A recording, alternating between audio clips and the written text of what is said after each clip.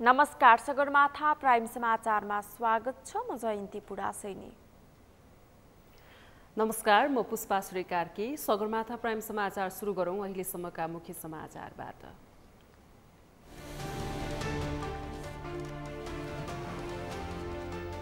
प्रमुख प्रतिपक्षी एमालेद्वारा सार्वजनिक लेखा समितिको बैठक बहिष्कार। समितिलाई सत्ताको छायामा पारेर सरकारले विधि र पद्धतिको उल्लङ्घन गरेको आरोप।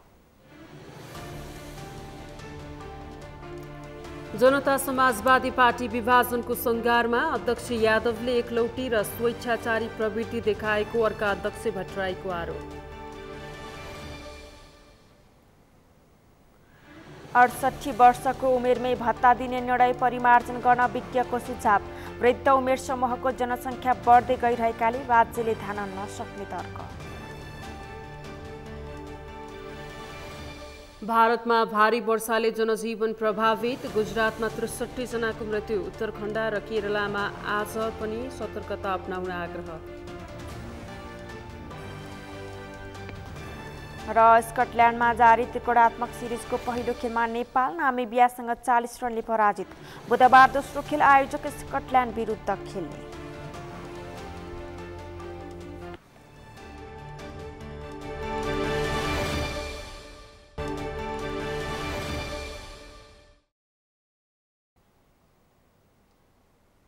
सगरमाथा प्राइम समाचार अब विस्तारमा। सार्वजनिक लेखा समितिको 22औं वार्षिक प्रतिवेदन 2079 समितिबाट पास भएको छ।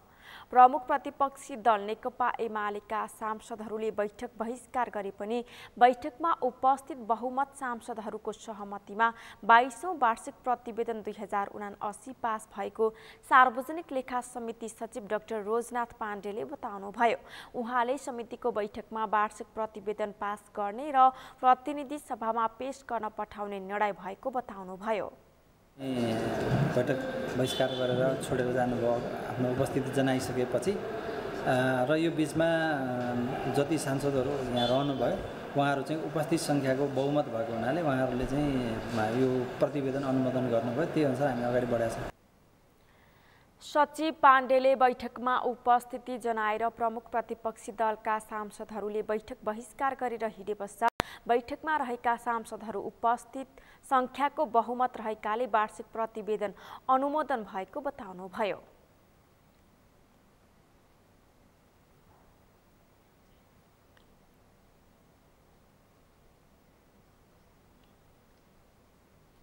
राष्ट्रिय सभा सदस्य वामदेव गौतमले सरकार र राजनैतिक दलको गैर जिम्मेवारीका कारण सङ्घीय संसदका उपसभामुख र उपाध्यक्षको रिक्त पद पूर्ति हुन नसकेको दाबी गर्नुभएको छ। आज राष्ट्रिय सभाको विशेष समयमा सदस्य गौतमले प्रतिनिधि सभाको उपसभामुख र राष्ट्रिय सभाको रिक्त उपाध्यक्ष पदमा महिला चयन गर्न नसक्ने सरकार र राजनैतिक दलका लागि लाजमर्दो विषय भएको बताउनु भएको हो। उहाँले पुरुष सदस्य पद रिक्त भएको खण्डमा कुर्नै नपर्ने अवस्था हुने दाबी गर्दै महिला रिक्त पदकै कारण प्रतिनिधि सभामा 4 वर्ष र राष्ट्रिय सभामा करिब 4 महिना यता पद पूर्ति हुन नसक्नु दुःखको विषय भएको बताउनुभयो। सदस्य गौतमले संविधानको धारा 92 मा राष्ट्रिय सभाको अध्यक्ष र उपाध्यक्ष भन्ने व्यवस्था गरेको भन्दै उपाध्यक्ष बिनाको अध्यक्षको परिकल्पना गर्न नसकिने उल्लेख गर्नुभयो। उहाँले दुई मध्ये कुनै एक पदमा महिला अनिवार्य हुने कुरा संविधानले नै उल्लेख गरेको भन्दै पुरुष नभए पनि हुने तर महिला अनिवार्य हुनुपर्ने बताउनुभयो। उपाध्यक्ष हर ठाउँमा अध्यक्षसित सँगसँगै उपाध्यक्ष छ र त्यसमध्ये एक अनिवार्य रूपमा महिला हुनुपर्ने छ। यसको अर्थ के पनि हुन्छ भने पुरुष र महिला मध्ये पुरुष नभए पनि हुन्छ, महिला अनिवार्य हुनुपर्छ। राष्ट्रिय सभा सदस्य गौतमले करिब 4 महिना यता राष्ट्रिय सभाका 4 समिति मध्ये 3 वटामा सभापति नरहेको उल्लेख गर्दै सरकार, राजनैतिक दल, राष्ट्रिय सभाका अध्यक्ष तथा कार्यव्यवस्था समितिको ध्यानाकर्षण गराउनुभयो। उहाँले सरकार र राजनैतिक दलहरूको लापरवाहीप्रति महिला सदस्यहरूले आन्दोलन गर्नुपर्ने अवस्था आएको जिकिर गर्नुभयो।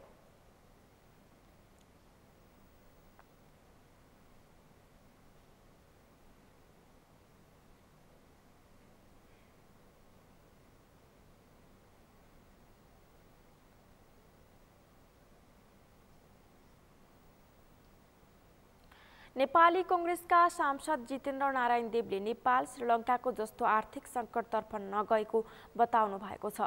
आज राष्ट्रिय सभाको बैठकमा विशेष समयमा सांसद देवले नेपाल श्रीलङ्काको जस्तो आर्थिक सङ्कटतर्फ नगएको बताउनु भएको हो। उहाँले नेपाललाई श्रीलङ्काको जस्तो अवस्था बन्न नदिनका लागि सतर्कता भने जरुरी रहेको बताउनुभयो। उहाँले कोभिड अथवा रसिया र युक्रेनको युद्धलाई देखाएर देशको समस्याबाट पन्छिन खोज्नु मूर्खता र देशप्रतिको गद्दारी हुने बताउनुभयो। म एउटा अर्थशास्त्रको विद्यार्थीको नाताले, राजनीतिको पनि विद्यार्थीको नाताले म यो कुरामा ढुक्क छु कि नेपाल त्यतातिर गइराखेको छैन। यो म कुनै पनि अर्थशास्त्रीसँग, कुनै पनि नेताहरूसँग, बुद्धिजीवीहरूसँग छलफल गर्न तयार छु। सामान्य अध्यक्ष महोदय, नेपाल त्यतातिर गइराखेको छैन।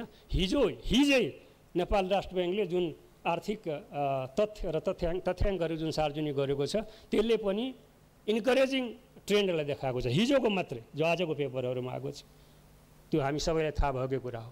तर के भन्दाखेरि सतर्कताको जरुरी छ। हामी कसैले कोभिडलाई मात्रै कारण देखाएर या रसिया र युक्रेनको वारलाई, युद्धलाई मात्रै कारण देखाएर पन्छिन खोज्यौँ भने त्यो मूर्खता हुन्छ, त्यो देशको प्रति गद्दारी, बेइमानी हुन्छ, विश्वासघात हुन्छ।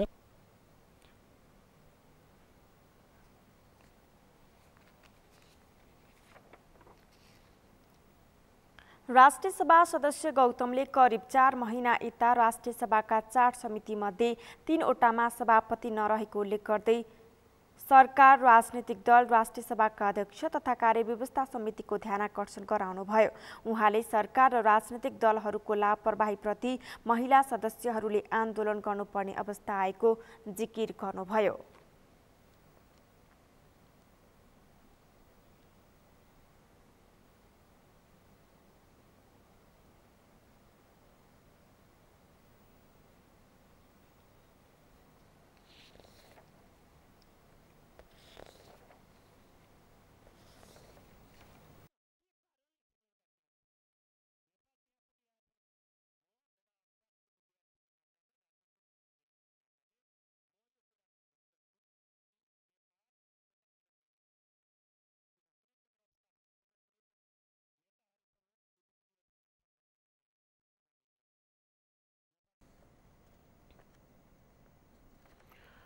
पूर्व अर्थमन्त्री जनार्दन शर्मामाथि छानबिन गर्न बनेको संसदीय विशेष समितिले बुधबार अर्थ मन्त्रालयसँग जनार्दन शर्मासँग सम्बन्धित कागजात र विवरण माग्ने निर्णय गरेको छ।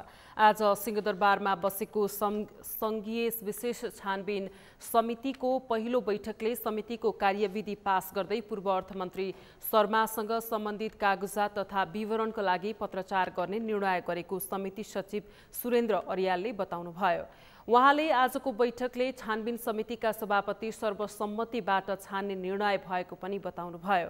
सचिव अर्यालले सर्वसम्मतिबाट सभापति छान्न सदस्यहरूले आन्तरिक छलफल गर्ने विषयमा छलफल भएको जानकारी दिनुभयो। उहाँले आजको बैठकको सभापतित्व ज्येष्ठ सदस्यका हैसियतमा लोकतान्त्रिक समाजवादी पार्टी नेपालका सांसद लक्ष्मणलाल कर्णले गर्नुभएको बताउनुभयो। र यसभन्दा अघि यो समिति सचिवको हैसियतले हाम्रो सचिवालयलाई यसको कार्यविधिको एउटा मसौदा तयार गर्नलाई जिम्मा दिएको थियो। सोही अनुसार हामी सचिवालयले चाहिँ नि 2-3 दिन लगाएर चाहिँ कार्यविधि बनाएका थियौँ र आज मूलत 2वटा चाहिँ कार्यसूची थिए यो बैठकमा। एक त्यो उक्त कार्यविधिलाई समितिमा छलफल गरेर चाहिँ त्यसलाई पारित गर्ने कार्यसूची थियो भने दोस्रो कार्यसूचीमा हामीले चाहिँ समितिको सभापतिको निर्वाचन गर्ने सम्बन्धी विषय पनि राखेका थियौँ र यो कार्यविधिमा चाहिँ नि विस्तृत रूपमा चाहिँ छलफल भयो। सचिवालयले तयार गरेको चाहिँ जुन मसौदामाथि छलफल भइसकेपछि त्यहाँ मान्यज्यूहरूले आफ्नो ढङ्गले सुझावहरू राख्नुभयो र ती प्राप्त भएका सुझावहरूलाई आधार मानेर चाहिँ नि अन्तिम कार्यविधि बनाइयो र त्यही कार्यविधिलाई चाहिँ नि एउटा पारित गरियो। आयोगको बैठकले त्यो चाहिँ कार्यविधि पारित गर्यो। पूर्व अर्थमन्त्री शर्माले अर्थमन्त्री हुँदा 2079-80 को बजेट बनाउने क्रममा अनाधिकृत व्यक्ति मध्यरातमा अर्थ मन्त्रालय छिराएर करका दर हेरफेर गरेको आरोप लागेसँगै 11 सदस्यीय संसदीय विशेष छानबिन समिति बनेको छ। पूर्व अर्थमन्त्री शर्माले संसदीय छानबिन समिति बनेसँगै अर्थमन्त्रीबाट राजीनामा दिनुभएको थियो। संसदीय छानबिन समितिमा एमालेबाट खगराज अधिकारी, प्रदीप गेवाली, भानुभक्त ढकाल र विमला विक सदस्य रहनुभएको छ भने समितिमा नेपाली कांग्रेसबाट पुष्पा भुषाल गौतम र सीताराम महतो, नेकपा माओवादी केन्द्रबाट देवप्रसाद गुरुङ र शक्तिबहादुर बस्नेत रहनु भएको छ। त्यस्तै नेकपा एकीकृत समाजवादीकी सरला कुमारी यादव, जसपाका सुरेन्द्र यादव र लोसपाबाट लक्ष्मणलाल कर्ण छानबिन समितिमा हुनुहुन्छ। छानबिन समितिले पहिलो बैठक बसेको 10 दिनभित्र रिपोर्ट तयार पारिसक्नुपर्नेछ। समितिको अर्को बैठक बुधबार दिउँसो बस्ने सचिव सुरेन्द्र अरियालले जानकारी दिनुभयो।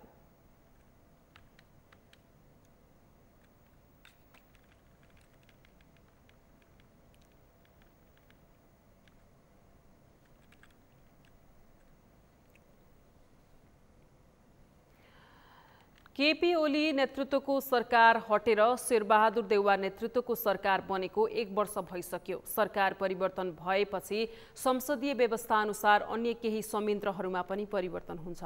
संसदीय प्रणालीमा सरकारलाई गलत काम गर्नबाट रोक्दै रचनात्मक सुझाव र दबाब दिने काम प्रमुख प्रतिपक्षको हुन्छ, जसअनुसार कतिपय संसदीय समितिको नेतृत्व प्रमुख प्रतिपक्षले गरेका हुन्छन्। तर अहिलेसम्म सार्वजनिक लेखा समितिको नेतृत्वमा कुनै प्रतिपक्षको स्थान छैन। एक रिपोर्ट। मंगलबार सार्वजनिक लेखा समितिको वार्षिक प्रतिवेदनको विषयमा छलफल गर्न बोलाइएको बैठकमा वार्षिक प्रतिवेदनमा सभापति नहटेसम्म छलफलमा भाग नलिने भन्दै प्रमुख प्रतिपक्षी दल नेकपा एमाले सांसदहरूले बैठक बहिष्कार गरे। समितिको बैठकमा वार्षिक प्रतिवेदनको विषय भन्दा पनि एमालेका सांसदहरूले सत्ताको छायामा समिति पारेर 1 वर्षसम्म कुनै बैठक नभएको भन्दै सभापतिप्रति आक्रोश व्यक्त गरेका थिए। बैठकमा नेकपा एमालेका प्रमुख सचेतक विशाल भट्टराईले लेखा समितिको नेतृत्व विपक्षी दलले पाउने परम्परा रहेको भए पनि कांग्रेसले सरकारमा गएको 1 वर्षसम्म पनि नेतृत्व नछाडेको भन्दै प्रश्न उठाए। उनले 1 वर्षसम्म लेखा समिति छ कि छैन भन्ने आभास पनि नभएको बताए। भट्टराईले सरकारले गरेको खर्चलाई परीक्षण गर्ने काम सरकार आफैले गर्न नहुने भन्दै त्यसको परीक्षण प्रमुख प्रतिपक्षले गर्न पाओस् भनेर समितिको नेतृत्व विपक्षीलाई दिने चलन रहेको बताए।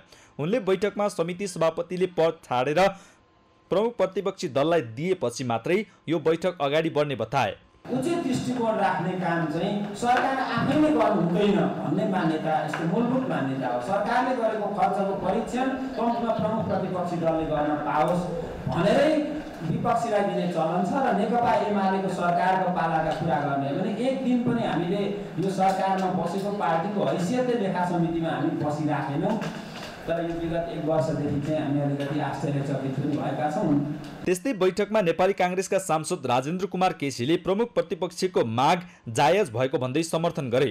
उनले अन्तर्राष्ट्रिय मान्यता र लोकतान्त्रिक प्रणालीमा संसदको सार्वजनिक लेखा समिति सभापति प्रमुख प्रतिपक्षले नै पाउनुपर्ने 2 मत नभएको बताए। सांसद केसीले सभापतिले प्रधानमन्त्री तथा पार्टी सभापतिसँग कुरा गरेर सहज वातावरण बनाउनु पर्ने बताए। सभापतिजीले लेखा समिति छोड्नुपर्छ भन्ने कुरोमा म प्रतिपक्ष साथीहरूसँग कुरा गरिरहेको छु लेखा समितिको हिसाबमा। तर हामीलाई पनि एउटा कटु चाहिँ अनुभव छ, सभापतिजी कटु अनुभव छ कि फ्लोरमा हामीले पटक पटक कृष्णबहादुर महाराज हुँदाखेरि हामीले एउटै पार्टी भइसकेको अवस्थामा यो नगर्नु भन्दाखेरि चाहिँ यो अनुभव छ र तर पनि यो प्र्याक्टिस जुन हो त्यो प्र्याक्टिसलाई सभापतिले गम्भीर रूपले लिनुहुनेछ।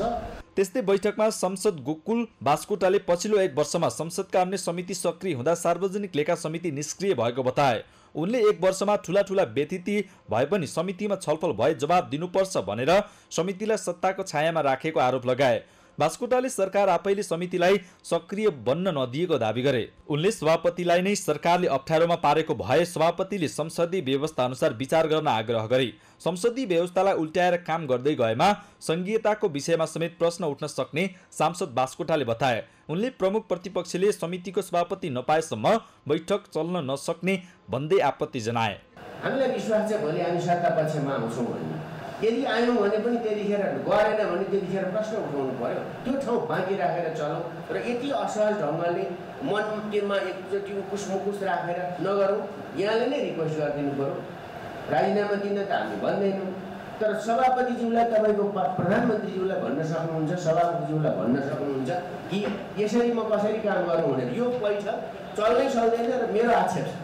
त्यस्तै नेकपा एकीकृत समाजवादीकी सांसद पार्वती विसुखेले सार्वजनिक लेखा समितिको सभापति प्रमुख प्रतिपक्षी दलबाट हुने कुरा अन्तर्राष्ट्रिय अभ्यास भएको बताइन्। उनले समितिले सभापति दिने भन्दा पनि दलभित्र छलफल गर्नुपर्ने धारणा राखिन्। त्यो हामी पनि ढल्नको लागि मलाई लाग्छ यो समितिले सभापति दिने हो जस्तो त मलाई लाग्दैन, तर दलीय छलफलका कुरा चाहिँ अब हामीले भन्दा पनि सभापतिज्यूले दलभित्र यसो छलफल चलाउनु पर्छ भन्ने लाग्छ। त्यसो भएको हुनाले यो 22औं वार्षिक प्रतिवेदनको जुन मसौदा आएको छ यसका विषयमा हामी छलफल गरेर यसलाई एउटा वेमा लान्छौँ र सभापतिज्यूलाई जुन खालको सुझावको रूपमा प्रतिपक्षले दिइराख्नु भएको छ कि यो चाहिँ हाम्रो हिस्सा हो अथवा यो हाम्रो अधिकार हो भन्ने कुरा उहाँले यो माग राख्न पाउनुहुन्छ। त्यसो भएको हुनाले पनि सभापतिज्यूले यसलाई दलभित्र छलफल गरेर यसलाई टुङ्ग्याउनको लागि म अनुरोध गर्छु। त्यस्तै बैठकमा सांसद यज्ञकुमार बोगटीले समिति सभापति परिवर्तन गरेर 4 महिनामा पनि धेरै काम गर्न सकिने बताए। उनले 4 वर्षमा नभएका व्यतिथि पछिल्लो नयाँ सरकार आएको 1 वर्षमा मौलाएको आरोप लगाए। बोगटीले 1 वर्षसम्म भएका व्यतिथिको विषयमा धेरै कुरा उठेको छ, तर समितिमा त्यसबारे एकपटक पनि छलफल नहुनु दुःखद रहेको बताए। उनले सार्वजनिक लेखा समितिलाई गतिशील बनाउनका निम्ति सभापतिले पार्टीमा छलफल गरेर सहज वातावरण बनाउन माग गरे। सार्वजनिक लेखा समितिमा छलफल भएको छैन, जवाफ मागेको छैन। त्यसकारणले अब 4 महिनाका निम्ति पनि सभापतिज्यूले आफ्नो पार्टीभित्र या आफ्नो दलभित्र छलफल गरेर यो सार्वजनिक लेखा समितिलाई चलायमान गतिशील बनाउनका निम्ति सहज बाटो अपनाएर अगाडि बढ्नुपर्छ भन्ने मेरो धारणा राख्न चाहन्छु। त्यस्तै सांसद चन्दा चौधरीले विगत लामो समयदेखि उपसभामुख पद खाली भए पनि महिला उपसभामुख आउने भएकाले अहिलेसम्म छलफल नै नभएको बताइन्। उनले पुरुष उपसभामुख हुने अवस्था भएको भए प्रधानमन्त्रीदेखि सबै पक्ष मिलेर ल्याउने बताइन्। उनले समिति सभापतिको विषय बैठकमा नभएर प्रधानमन्त्री शेरबहादुर देउवा, केपी शर्मा ओलीसँग बालुवाटार वा बालकोटमा छलफल गरेर निकास आउने बताइन्। लेखा समितिबाट चाहिँ हामी असुल्न सक्छौँ, तर त्यो सब कुरामा हाम्रो ध्यानै छैन, हामी गएकै छैन। त्यो भएर मेरो आग्रह के छ भने यो चिजलाई छिटै नै गरौँ। 1 साल के अरे उहाँ मानिज्यू त फर्स्ट दिन आउनुभयो, त्यो त्यति बेलै भन्नुभयो बासकोटा मानिज्यू, तर त्यो चिजमा पनि कार्यान्वयन भएन। त्यहाँ मलाई लाग्छ समितिको सभापतिज्यू या हामी सदस्य भन्दा नि पार्टीको गल्ती हो। म क्लियर गर्न चाहन्छु, यहाँहरू माइन्ड नगर्नु होला, किनभने पार्टीगत चाहिँ चिज चाहिँ उठ्नु पर्थ्यो। यसको लागि यहाँ सभापतिजीसँगको अध्यक्षतामा होइन, हाम्रो चाहिँ मिटिङ हुनु पर्थ्यो, पार्टीगत मिटिङ हुनु पर्थ्यो 2 जनाको, र कि बालुवाटार हुनु पर्थ्यो कि बालकोट हुनु पर्थ्यो। त्यस्तै बैठकमा सांसद सूर्य पाठकले राज्यमा हुने विभिन्न व्यतिथिको विषयमा सरोकार राखेर छलफल गर्ने समितिमा विगत 1 वर्षसम्म कुनै छलफल नभएको बताए। उनले वार्षिक प्रतिवेदन पास गर्नुपर्ने भएकाले बैठक बोलाएको भन्दै आर्थिक अनियमितता र व्यतिथिप्रति सार्वजनिक लेखा समिति चुप लागेर बस्न नहुने बताए। पाठकले नयाँ सरकार गठन भएको 1 वर्षमा धेरै नीतिगत भ्रष्टाचार भएको भन्दै नीतिगत भ्रष्टाचारका विषयमा समिति किन नबोल्ने भन्दै प्रश्न गरे। के आज नेपालमा एउटा पनि व्यतिथि छैन? हाम्रो आँखा अगाडि घटेका घटनाहरू छैन? अघि मान्य सदस्यले भन्नुभयो आयोगको त्यत्रो समस्या छ, मलको समस्या छ, विद्यालयमा किताब नपाएका समस्याहरू छन् र स्वयं नीतिगत भ्रष्टाचारको कुरा छ। यहाँ त नीतिगत भ्रष्टाचारको बारेमा सबैलाई बोल्छ कि बोल्दैन? आम मान्छे हामीलाई प्रश्न सोधिरहेका छन्, बोल्नुपर्छ कि पर्दैन? मध्यरातमा बिचौलियाहरू अर्थ मन्त्रालयमा छिर्छन्, करका दायराहरू हेरफेर गर्छन्, तर लेखा समिति छलफल पनि गर्दैन। त्यस कारणले लेखा समितिले आफ्नो हैसियत कायम गर्ने हो भने, हामीले यसलाई सरकारलाई जवाफदेही बनाउने हो भने सत्तापक्षकै नेतृत्व रहेर सम्भव रहन्छ भन्ने हाम्रो निष्कर्ष हो। सांसद पाठकले मध्यरातमा अर्थ मन्त्रालयमा बिचौलियाहरू छिरेर करका दरहरू हेरफेर गर्दा समेत लेखा समितिमा छलफल गर्न सरकारलाई जवाफदेही बनाउन सरकार पक्षकै सभापति बसेर नहुने अवस्था देखिएको बताए। उनले समितिमा सत्ताको छाया पर्ने कुरा दुर्भाग्यपूर्ण भएको भन्दै सभापति भागवण्डा गर्ने विषय नभएको उल्लेख गरे। उनले सरकार विधि र पद्धतिमा चल्नुपर्ने बताए। जनता समाजवादी पार्टी जसपा लगभग फुटको सङ्घारमा पुगेको छ। आज पार्टीको केन्द्रीय कार्य समितिको विस्तारित बैठक बोलाइएपछि यस्तो पुष्टि भएको हो। बैठकमा संघीय परिषद अध्यक्ष डाक्टर बाबुराम भट्टराईले केन्द्रीय कार्यकारिणी अध्यक्ष उपेन्द्र यादवले एकलौटी र स्वइच्छाचारी प्रवृत्ति देखाएको आरोप लगाउँदै पार्टीलाई रूपान्तरण गरेर अघि बढ्नुपर्नेमा जोड दिए। एक रिपोर्ट। जनता समाजवादी पार्टी जसपाका संघीय परिषद अध्यक्ष एवं पूर्व प्रधानमन्त्री डाक्टर बाबुराम भट्टराईले पार्टीमा ठूलो बन्नका लागि केन्द्रीय कार्यकारिणी अध्यक्ष उपेन्द्र यादवले एकलौटी र स्वेच्छाचारी ढंगबाट पार्टीका गतिविधिहरू गरेको आरोप लगाएका छन्। मंगलबार बैठकमा आयोजित केन्द्रीय कार्य समितिको विस्तारित बैठकलाई सम्बोधन गर्दै भट्टराईले संख्यात्मक रूपमा पनि आफ्नो पक्षमा नै बहुमत रहेको दाबी समेत गरे। अध्यक्ष भट्टराईले अर्का अध्यक्ष यादव पक्षले बैठक अवैध भनेको प्रति लक्षित गर्दै यादव पक्षले इतिहासलाई भुलेर गरेको कुराको कुनै सत्यता नरहेको जिकिर गरे। अध्यक्ष भट्टराईले तत्कालीन कार्यकारिणी अध्यक्ष महन्त ठाकुर अलगिएपछि खाली रहेको पदमा समेत जनजातिलाई राख्ने आफ्नो प्रस्तावलाई अध्यक्ष यादवले नमानेको बताए। उनले पार्टी दर्ता गराउँदा देखेको आफ्नो सपनामा कुठाराघात भइरहेको बताए। अध्यक्ष भट्टराईले पार्टीमाथि ठूलो सङ्कटको बादल मडारिएको उल्लेख गर्दै पार्टीलाई रूपान्तरण गरेर अघि बढ्न नसके झनै ठूलो दुर्घटना निम्तिने बताए। उनले अर्का अध्यक्ष यादवलाई नतर्सिन चुनौती दिँदै अवैध ढंगबाट गलत मनसायका साथ बोलिएको गुटको बैठकलाई मान्यता नदिने स्पष्ट पारे। हामीले स्थापना गरेको पार्टी हो र दोस्रो यसलाई निर्माण गर्नेदेखि लिएर यसलाई बचाउँदै अगाडि बढाउने मूल पंक्ति नेतृत्वको मूल पंक्ति नेताहरूको चाहिँ संघ प्रदेश र स्थानीय तहसम्मका नेताहरूको मूल पंक्ति अहिले हामीसँग छ। त्यसैले यो बैठक को कति संख्या छ भन्ने भोलि निरूपण हुँदै जाला। मलाई विश्वास छ संख्याको बहुमत पनि हामीसँग छ। कथम कदाति यसको निरूपण हुँदै गएछ भने पनि वैचारिक हिसाबले यसको जुन मूल मर्म हो संघीयता सुशासन समृद्धि र समाजवादका जुन हाम्रा मूल आधार तत्त्व हुन् जसको परिभाषा हामीले नै गरेका थियौँ हो त्यो परिभाषा त्यो आधार तत्त्वलाई बोक्ने यो पार्टीलाई स्थापना गराउने र यो पार्टीलाई फुटको बेलामा पनि जोगाएर यहाँसम्म ल्याउने श्रेय हामीलाई छ। ती मानिसहरू हामी यहाँ छौँ। त्यसैले आज कसैले यो बैठक चाहिँ अवैध छ आदि भन्छन् भने तिनले जस्तो इतिहासलाई बङ्गाउने काम झुट बोल्ने काम कसैले पनि गरेको छैन। यो म ठोक्क साथ यहाँ भन्न म चाहन्छु। अध्यक्ष भट्टराईले नेपालका दल र सरकार नसचिए श्रीलङ्काकै बाटोमा देश पुग्ने दाबी गरे। उनले नेपालमा पनि सरकार र राजनीतिक दलहरूमा आसेपासे र अहङ्कारी प्रवृत्तिको विकास भइरहेको उल्लेख गरे। अध्यक्ष भट्टराईले राज्य सत्तामा पुग्नेले राज्य सत्ताको दुरुपयोग गरिरहेको उल्लेख गर्दै सत्तामा जाने भनेकै देश लुट्नका लागि भएको दाबी गरे। जुन एउटा नयाँ ढङ्गले अहिले श्रीलङ्का अस्ति मात्रै देख्नुभयो श्रीलङ्काको राष्ट्रपति प्रधानमन्त्री दुवै भएका छन्। ल भन्नुहोस् कत्रो जात्रा होला भन्नुहोस् त। लाखौँ मान्छेले राष्ट्रपतिको कार्यालय र प्रधानमन्त्रीको कार्यालयमा आगो लगाउने राष्ट्रपतिको कार्यालय कब्जा गरेर बसेको अवस्था यहीँ अगाडि छ भने हामी श्रीलङ्का त मैले दान्न खोजे होइन। दक्षिण एसियाको निकै विकसित देश थियो। त्यहाँका केही नेताहरू यस्तै अहङ्कार आफूले गरेपछि जे गरे पनि हुन्छ भन्ने जुन अहङ्कार पलायो खास गरी त्यो राजा पक्ष परिवार भन्ने जुन पछाडि आयो त्यसले आफै एउटा दाजु प्रधानमन्त्री छ एउटा राष्ट्रपति छ अर्को चाहिँ अर्थमन्त्री छ अर्को रक्षा मन्त्री छ गरेर जसरी चाहिँ उनीहरूले पुरै सत्ता त्यसरी कब्जा गरे र भ्रष्टाचारलाई यसरी चाहिँ उनीहरूले चाहिँ मौलन दिए र आसेपासे पुँजीवाद क्रोनी क्यापिटलिजम भनिन्छ जसरी तिनले विस्तार गरे के अहिले नेपालमा त्यही भइरहेको छैन। अध्यक्ष भट्टराईले धन प्रयोग गरेर चुनाव जित्ने र फेरि राज्य सत्तामा पुगेर राज्य सत्ताको दुरुपयोग गर्ने यो दुष्चक्रमा नेपाल फँसेको दाबी गरे। उनले नेपाल पनि श्रीलङ्का जस्तै गम्भीर सङ्कटमा रहेको उल्लेख गरे।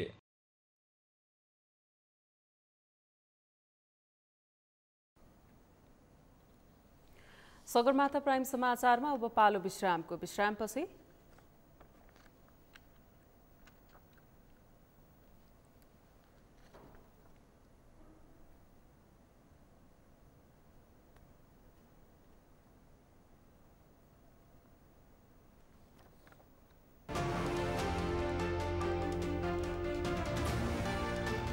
अडसठी वर्षको उमेरमै भत्ता दिने निर्णय परिमार्जन गर्न विज्ञको सुझाव। वृद्ध उमेर समूहको संख्या बढ्दै गइरहेकाले राज्यले धान्न नसक्ने तर्क। गर्मी बढेसँगै डेङ्गु फैलाउने लामखुट्टेको जोखिम बढ्यो। बागलुङको धौलागिरी अस्पतालमा 2 जना बिरामी भर्ना, दुवैको स्वास्थ्य अवस्था सामान्य। र भारतमा भारी वर्षाले जनजीवन प्रभावित, गुजरातमा 63 जनाको मृत्यु। उत्तराखण्ड र केरलामा आज पनि सतर्कता अपनाउन आग्रह।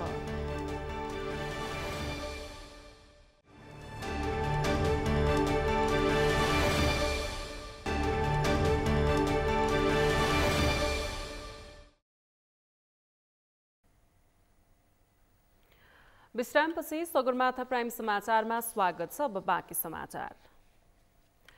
सत्तारूढ प्रमुख घटक नेपाली कांग्रेसले सरकारको नेतृत्व त गरेको छ, तर पार्टी आन्तरिक रूपमा भने भद्रगोल अवस्थामा पुगेको छ। पार्टीको 14औं महाधिवेशन सम्पन्न भएको 6 महिना बितिसक्दा समेत कांग्रेस विधान अनुसार अघि बढ्न सकेको छैन। विधान अनुसार पार्टीका विभिन्न विभागलाई कांग्रेसले पूर्णता दिन सकेको छैन। वर्षौंदेखि पार्टी भित्रको गुट र उपगुटबाट ग्रस्त हुँदै आएको कांग्रेस अहिले पनि त्यही रोगले ग्रस्त बनेको छ। कांग्रेसको गुट उपगुटको स्वार्थले राष्ट्रिय राजनीतिमा समेत प्रभाव पारेको छ। अमृत ढकालको रिपोर्ट।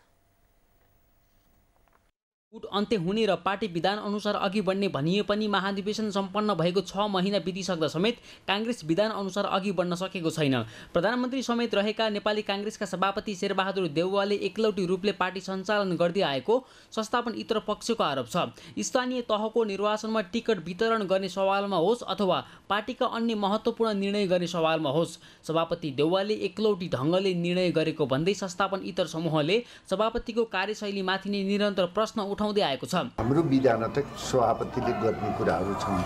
त्यसकारण सभापतिले चाहिँ नि भातृ संस्थादेखि विभागहरूदेखि लिएर सबै कुराहरू सभापतिले समय अवधिभित्र गर्नुपर्छ भन्ने एउटा मान्यता हो। र दोस्रो कुरा के हो भन्नुहुन्छ भने कांग्रेस पार्टीले अरूलाई गाइड गर्ने हो। अरूलाई गाइड गर्ने पार्टीले आफ्नो विधानलाई पालन गर्नुपर्छ। तब न कांग्रेसले नेतृत्व गरेको बेलामा संविधानको पालना हुन्छ। हामीले आफ्नो विधानको पालना नगर्ने, अरूले संविधान मिची भने हामीले के गरेर जवाब दिने? वर्षौंदेखि गुटगत गतिविधिले ग्रस्त कांग्रेस अहिले पनि गुटगत क्रियाकलापले नै ग्रस्त बनेको छ। पार्टीलाई विधान अनुसार नचलाई गुटगत हिसाबले अघि बढाउँदा पछिल्ला वर्षमा कांग्रेस कमजोर बन्दै गएको छ।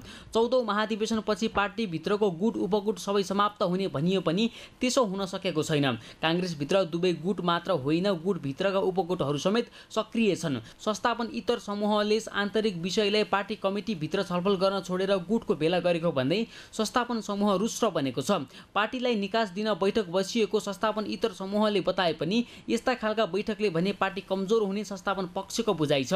पार्टीमा प्रतिस्पर्धामा दोस्रो वा पराजित भइसकेपछि आफ्नो शक्ति मजबुत बनाउनलाई, शक्ति आर्जन गर्नका लागि असन्तुष्टहरू जतिलाई एक ठाउँ बोलाएर साझा धारणा बनाउने र पार्टीको मूल नेतृत्वलाई दबाब सिर्जना गर्ने जुन क्रियाकलाप उहाँहरूले गर्नुभएको छ त्यसलाई स्वाभाविकै मानौँ भन्छु म चाहिँ। अब यसलाई कुन तरिकाले गर्ने चाहिँ नेतृत्वको आफ्नो शैली हुन्छ हैन। सडकमा उत्रिने हो वा सार्वजनिक मिडियामा जाने हो वा बैठकमा राख्ने हो, त्यो चाहिँ उहाँहरूको विवेकमा भर पर्ने हो। तर दबाब सिर्जना गर्दा यसले पार्टीलाई ठिक ठाउँमा जाँदैछ भने ठिक ठाउँमा ल्याउन पनि मद्दत गर्छ।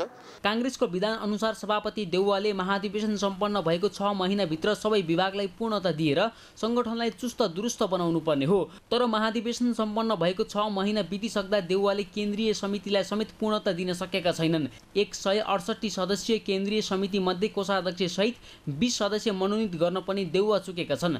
कार्य सम्पादन समितिमा समेत अझै 10 जना सदस्य थप गर्न देउवा असफल भएका छन्। यस्तै विधान अनुसार 28 विभागलाई पनि देउवाले पूर्णता दिन सकेका छैनन्।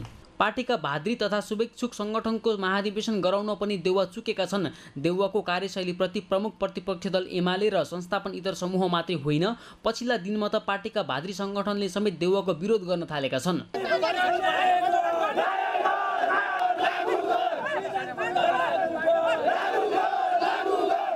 प्रधानमन्त्री समेत रहेका सभापति देउवालाई पार्टीभित्र 2/3 भन्दा धेरै केन्द्रीय सदस्यको साथ रहेको छ। उनले चाहे भने पार्टीलाई विधान अनुसार सहजै अघि बढाउन सक्छन्। तर देउवाको यसतर्फ भने ध्यान गएको पाइएको छैन। देशभित्र मात्रै होइन, अन्तर्राष्ट्रिय समुदायमा समेत लोकतान्त्रिक दलको छवि बनाएको कांग्रेस विधान कार्यान्वयनमा भने सधैँ चुक्दै आएको छ।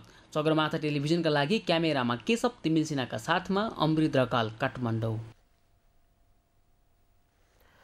सरकारले घोषणा गरेको 68 वर्षको उमेरमा नै सामाजिक सुरक्षा भत्ता वितरण गर्ने निर्णय परिमार्जन गर्न विज्ञहरूले सुझाव दिएका छन्। केन्द्रीय तथ्याङ्क विभागको पछिल्लो तथ्याङ्क अनुसार नेपालमा वृद्ध उमेर समूहको जनसङ्ख्या बढ्दै गइरहेकाले आफ्नो पछिल्लो निर्णयमाथि सरकारले पुनर्विचार गर्नुपर्नेमा विज्ञहरूले जोड दिएका हुन्। सोमबार विश्व जनसङ्ख्या दिवसको अवसरमा काठमाडौँमा आयोजित कार्यक्रममा विज्ञहरूले वृद्ध उमेर समूहको जनसङ्ख्या बढ्दै गइरहेकाले सरकारले घोषणा गरे अनुसार 68 वर्ष उमेरमा नै सामाजिक सुरक्षा भत्ता वितरण गर्दा धान्न नसक्ने बताएका छन्। सरकारले गत जेठ 15 गते आगामी आर्थिक वर्षको बजेट प्रस्तुत गर्दा 68 वर्षमै वृद्ध भत्ता पाउने व्यवस्था गरेको छ। यसअघि 70 वर्षमा दिँदै आएको वृद्ध भत्तालाई 2 वर्ष घटाएर 68 वर्षमा वृद्ध भत्ता दिने नीति ल्याएको हो। यसले राज्यलाई बढी आर्थिक भार पर्ने भन्दै विज्ञहरूले यसमा सरकारले पुनर्विचार गर्नुपर्ने सुझाव दिएका हुन्। केन्द्रीय तथ्याङ्क विभागका निर्देशक ढुण्डीराज लामिछानेले वृद्ध उमेर समूहको जनसङ्ख्या बढ्दै गएको तथ्याङ्क आइरहेकाले राज्यले घोषणा गरेको सामाजिक सुरक्षा भत्ता वितरणमा सोच्नुपर्ने अवस्था आउन सक्ने चेतावनी दिनुभएको छ। मेरो अनुभवमा फरक ढङ्गले एज स्ट्रक्चरहरू चेन्ज हुँदैछन् र अहिले हामीले चाहिँ जनसङ्ख्याको एज हेर्ने भने त हामी सबैले भनेको छ 25 वर्षमा अब बाँकी छ, डेमोग्राफिक डिभिडेन्ड भनिरहेका छौँ। यो सबैलाई थाहा छ भएकै कुरा, तर अब अङ्कले पनि भन्दैछ कि एकदमै त्यो अवस्थामा आउँदैछ कि एजिङ पपुलेसन एकदम उच्च बढ्दैछ। राज्यले अहिले घोषणा गरिरहेको सामाजिक सुरक्षा भत्ता वितरण गर्न पनि अब जनसङ्ख्याको रिजल्ट आइसकेपछि फेरि एकपटक चाहिँ सोच्नुपर्छ कि जस्तो अवस्था पनि आउन सक्छ। सोही कार्यक्रममा जनसङ्ख्या महाशाखाका निर्देशक कपिल तिमल सिन्हाले विदेश जाने नागरिकको स्वास्थ्य परीक्षण कर्मकाण्डी तरिकाबाट भइरहेको बताउनु भएको छ। उहाँले सरकारले पूर्ण रूपमा स्वास्थ्य चेक जाँच गर्ने कुरामा विशेष जोड दिनुपर्ने बताउनुभयो।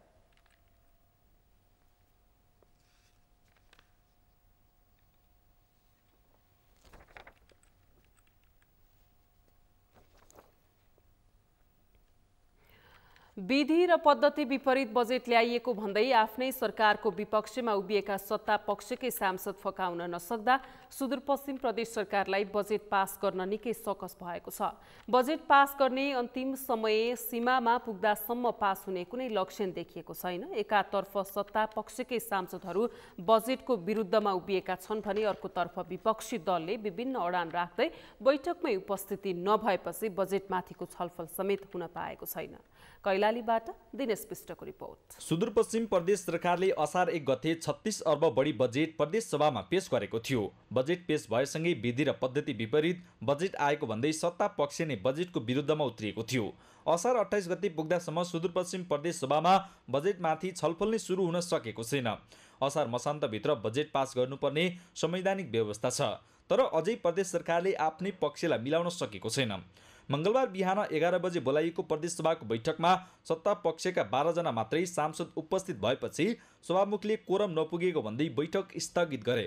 दिउँसो 3 बजे बोलाइएको बैठकमा प्रतिपक्षी दल अनुपस्थित भएपछि फेरि बुधबारसम्मका लागि बैठक स्थगित भएको छ। सत्ता पक्ष नै बजेट संशोधन बिना पास नगर्ने अडानमा बसेपछि प्रदेश सरकार सङ्कटमा परेको छ। छिटो निकास गर्नुपर्छ, सरकारले भरपर्दो रूपमा यसलाई परिमार्जन र सुधार गर्ने कुरातिर कमिटमेन्ट गर्नुपर्छ र सदनको अवरोध चाहिने हटाएर छिटोभन्दा छिटो बजेट पास गरेर चाहिने यसलाई सहजीकरण गरौँ भनेर हामीले बारम्बार कार्य परामर्श समितिमा यो कुरा गऱ्यौँ र हिजो मात्रै फाइनल कुरामा हामीले 3 बजे सहमतिमा यो अधिवेशन 3 बजेका लागि सम्म स्थगित गऱ्यौँ र 3 बजेभित्र आफ्नो इन्टरनल पार्टीभित्र सबै दलका नेताहरूले यसलाई व्यवस्थापन गर्ने, छलफल गर्ने र एउटा किसिमको दृष्टिकोण तयार गर्ने, सत्ता पक्षका प्रतिपक्षलाई मुख्यमन्त्रीले चाहिँ बोलाएर भरपर्दो रूपमा प्रतिपक्षसँग कुरा गरेर त्यसको निकासको बाटो गर्ने र सरकारको तर्फबाट अर्थमन्त्रीले कमिटमेन्ट गरे। बैठकमा सत्ता पक्षका सांसदहरू नआउनुको कारण चाहिँ बैठकहरू बसिरहेका छन्। 3 बजे बस्ने कुरा मोटामोटी आन्तरिक सहमति भावनाले बोलाइसकेको बैठक स्थगित गर्न केही सांसदहरूको उपस्थिति भयो। सबै सांसदहरूले अरू सांसदहरूलाई के पर्यो भने बैठक 3 बजे सकिसकेका छ भन्ने पर्या हुनाले मात्रै उपस्थित भयो। आवश्यक परिमार्जन हुँदा राम्रो हुन्छ भन्ने कुरा हाम्रो अझ पनि त्यो कुरा छँदैछ। फेरि पनि छँदैछ। त्यहाँभित्र भएका गल्ती कमजोरीहरूलाई सच्याएर तपाईँको त्यसमा आवश्यक परिमार्जन गरिकन ल्याउँदाखेरि केही बिग्रिँदैन भन्ने कुरामा हाम्रो छलफल अझ पनि भइरहेको छ। सदनले के गर्छ, सदनमा आवश्यक सङ्ख्या यो पास गर्न पुगेन भने बजेट फेल हुन्छ, पुग्यो भने पास। प्रमुख प्रतिपक्षी दल नेकपा एमाले तथा प्रतिपक्षी दल जसपा र लोसपाले बजेट संशोधन नहुँदासम्म बैठकमा उपस्थित नहुने अडान राखेका छन्। विधि पद्धति मिचेर ल्याइएको बजेट संशोधन गर्नुपर्ने अडान विपक्षी दलको छ।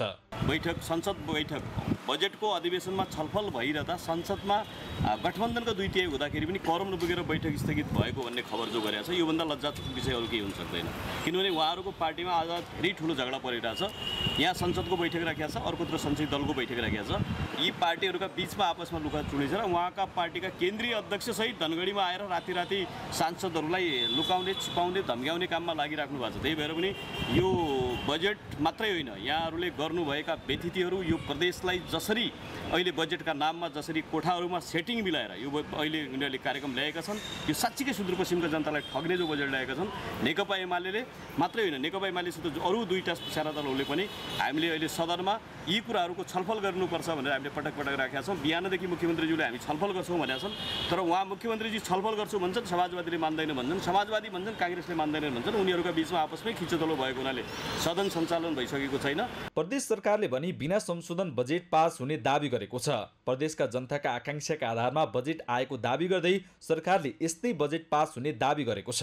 सहमतिको विषयमा हामी बसिरहेका छौँ। बीचमा यो विभिन्न कारणले गर्दाखेरि अलिकति समय पनि सबै पार्टीका आपसमा बैठकका कारणले पनि यस्तो बसाइ भएको छैन। अहिले हामीले एकदम मसुरी तरिकाले सबै दलका आफ्नो दलको बैठक बसिरहेका छ। समाजवादी पनि आफ्नो बैठक बसेर सत्तामा आएका छौँ। अहिले सदन विपक्षी भएको छ।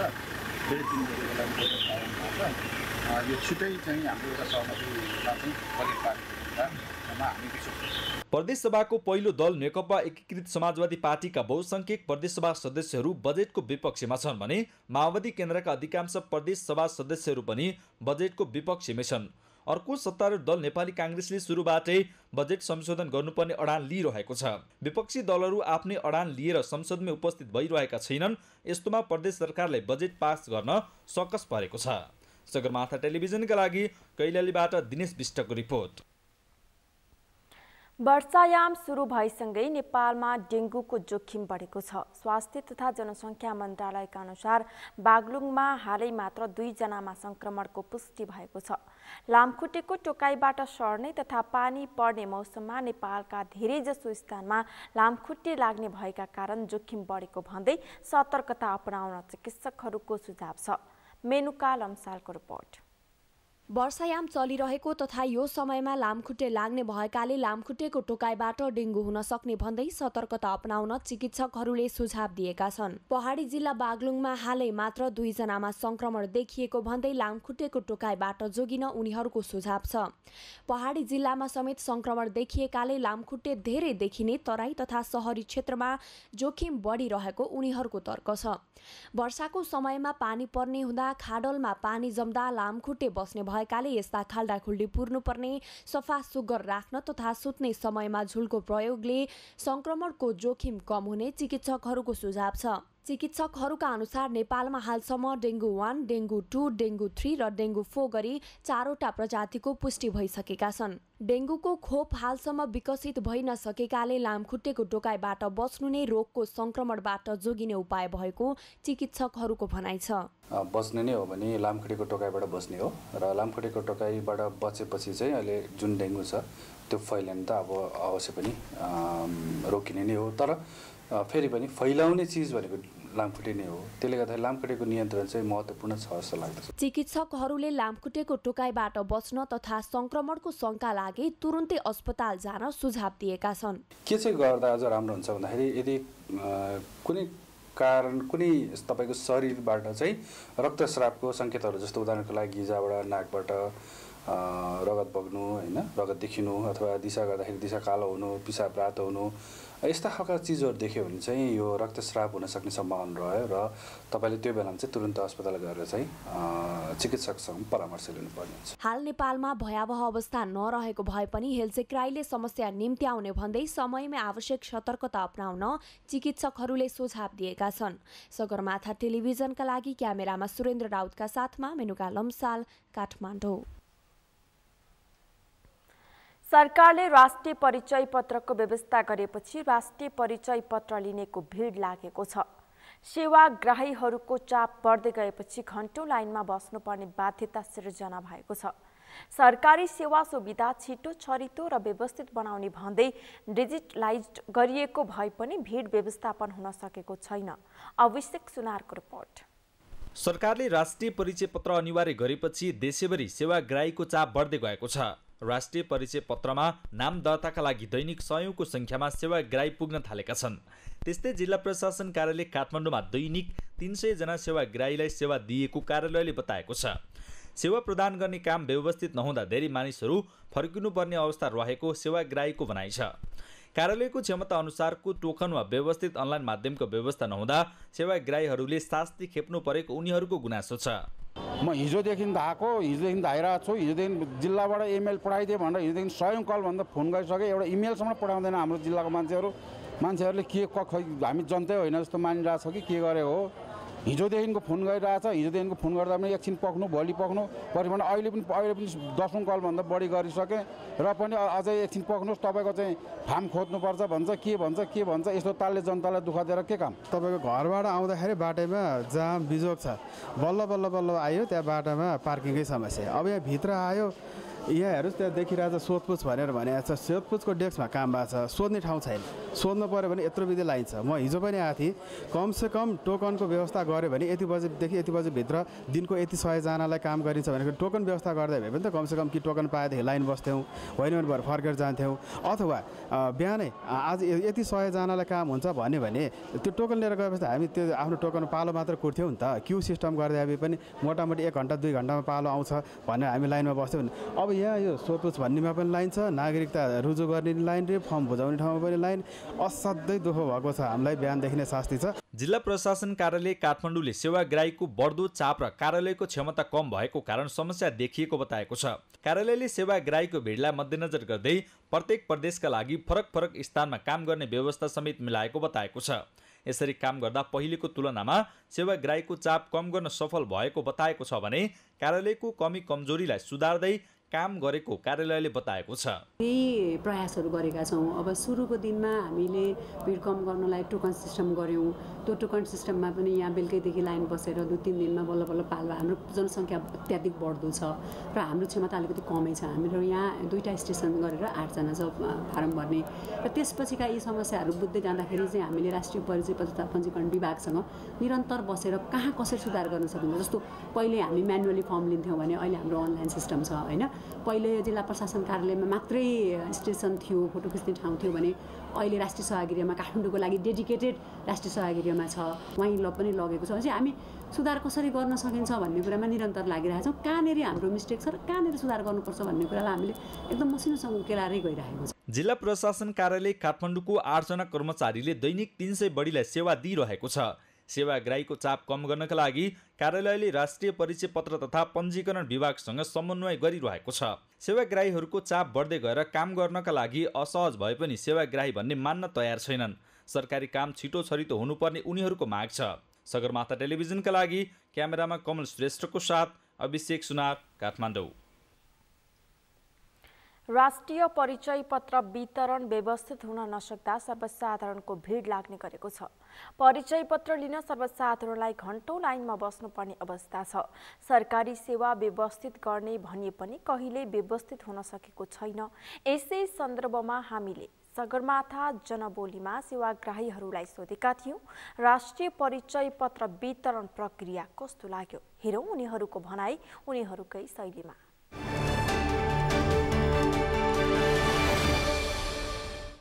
सरकारी निकायबाट गर्नुपर्ने कुराहरू सबै गर्नुपर्ने हुन्छ हरेक व्यक्तिले, होइन। तर त्यो चाहिँ नै हामीले चाहिँ सल्भ गर्नका लागि यसरी लाइन बसेर, होइन, यस्तो घाममा अनलाइन सिस्टम भएको भए सजिलो हुन्थ्यो होला, होइन। हरेक देशमा अनलाइन सिस्टम छ, होइन। हाम्रो देशमा हरेक व्यक्ति शिक्षित हुनुहुन्छ, होइन। सबैलाई चाहिँ नै अनलाइन सिस्टम गरिदिए घरैमा बसेर आफ्नो काम हुन्थ्यो होला, होइन। यहाँ आएर राख्नुपर्ने, यहाँ चाहिँ नै हरेक मान्छे गर्ने दुर्व्यवहार पनि छ देखिन्छ यहाँनिर, होइन। त्यो भोग्नु पर्दैन थियो होला। यो लाइन बसेको मतलब अनलाइन फर्म भरेको चाहिँ नि खास इम्पोर्टेन्स भएन नि त।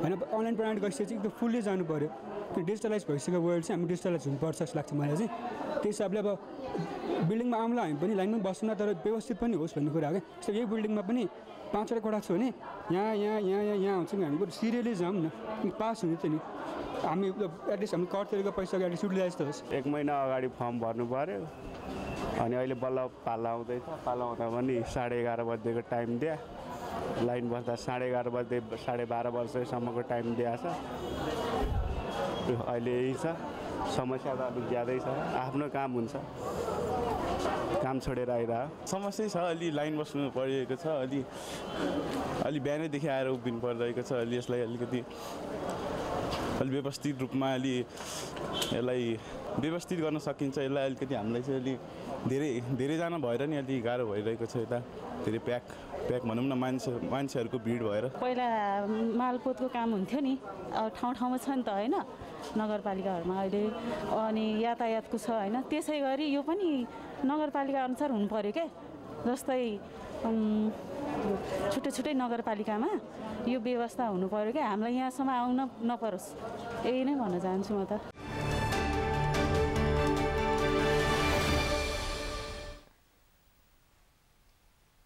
सगरमाथा प्राइम समाचारमा एकैछिन विश्रामपछि भारतमा भारी वर्षाले जनजीवन प्रभावित गुजरातमा 63 जनाको मृत्यु उत्तराखण्ड र केरलामा आज पनि सतर्कता अपनाउन आग्रह र स्कटल्यान्डमा जारी त्रिकोणात्मक सिरिजको पहिलो खेलमा नेपाल नामिबियासँग 40 रनले पराजित बुधबार दोस्रो खेल आयोजक स्कटल्यान्ड विरुद्ध खेल्ने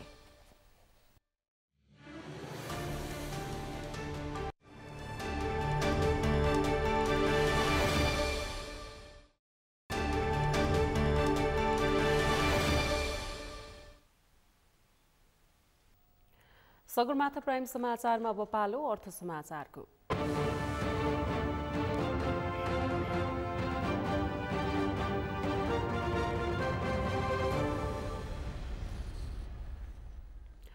साताको दोस्रो कारोबार दिन नेप्से परिसूचक सामान्य अङ्कले बढेको छ। नेप्से परिसूचक पछिल्लो समय निरन्तर रूपमा उतार चढाव हुँदै आइरहेको छ। मंगलबार नेप्से परिसूचक 11.68 अङ्कले बढेर 1927.28 बिन्दुमा पुगेको छ।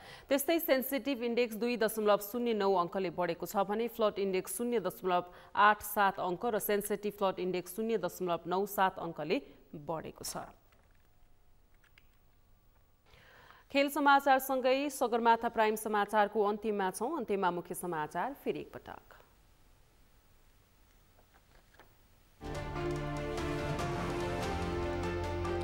प्रमुख प्रतिपक्षी एमालेद्वारा सार्वजनिक लेखा समितिको बैठक बहिष्कार। समितिलाई सत्ताको छायामा पारेर सरकारले विधि र पद्धतिको उल्लङ्घन गरेको आरोप।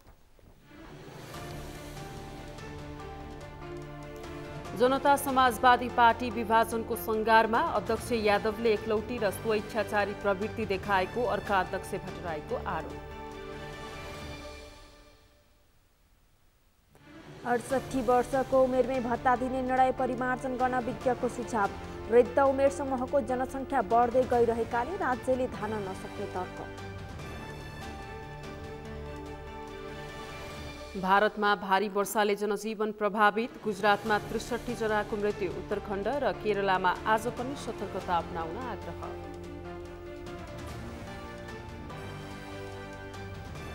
र स्कटल्यान्डमा जारी त्रिकोणात्मक सिरिजको पहिलो खेलमा नेपाल नामिबियासँग 40 रनले पराजित। बुधबार दोस्रो खेल आयोजक स्कटल्यान्ड विरुद्ध खेल्ने।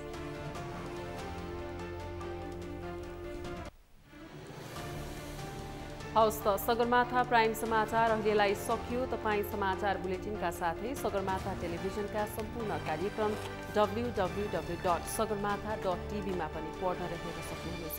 साथै युट्युबमा youtube.com/sagarmatha.tv नेपालमा हेर्न सक्नुहुनेछ। तपाईँ हामीलाई फेसबुकमा पनि facebook.com/stv नेपालमा फलो गर्न सक्नुहुनेछ। समाचारको शिखर, नेपालको गौरव, नेपालको पहिलो न्युज च्यानल सगरमाथा टेलिभिजन हेर्दै गर्नुहोला।